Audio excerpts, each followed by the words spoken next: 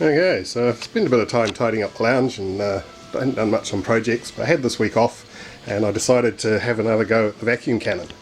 So I found this very nice regulator set off Trade Me, which is not, I think, designed for CO2. The input side is rated for 3200 psi, which is a little bit ridiculous, and the output will go up to 135 psi. It's a little bit shy of the 10 bar I was hoping for, but should be close enough.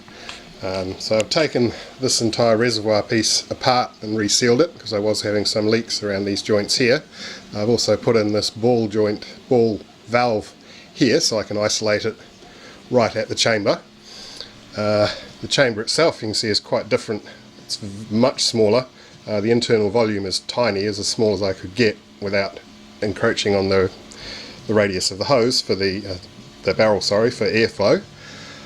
A trusty solenoid and my vacuum pump, which I've also redone. I took off all of the T stuff here, which I had sealed with Teflon tape, because Teflon tape is good for pressure, and its atmospheric pressure is only 14.5 psi roughly.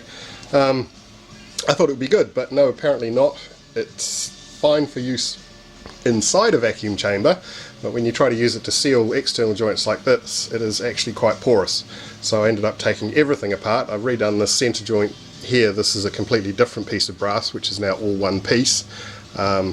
These clamps are obviously not required for the vacuum side, but they do give me some mechanical stability, so it's reasonably solid. And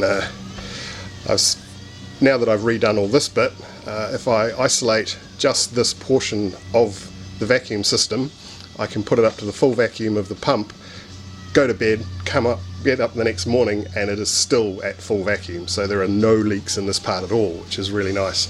Discovered that actually there were quite a few. Well, it was leaking. The Teflon was doing what it does and letting air through. So that's new and improved, and still using the same barrel. I've redone the end cap, so it's got a bit of Celastic sealant. I had a thought that if I covered it in RTV while it was under vacuum, some would get sucked into if there was any pores in here. And I also spent a couple of hours polishing this surface of it, so I got down to 1200 grit sandpaper, and it's very nice and smooth now. I found when I used the nitrile rubber as a sealant on here with just a shot glass over the top of it, it sealed really well, and the nitrile rubber actually stuck to this, so I had to peel it off afterwards, which is a good sign. But for this time I'm actually going to use sellotape, which is what my friend recommended, and I've had a test and it certainly seals up on here very nicely, so we'll see how it deals with the rest of it. And in my tidying up efforts I found my projectile, so yay, a projectile that I know works and fits in the barrel quite nicely. And time to get out the Kronos and give it a go.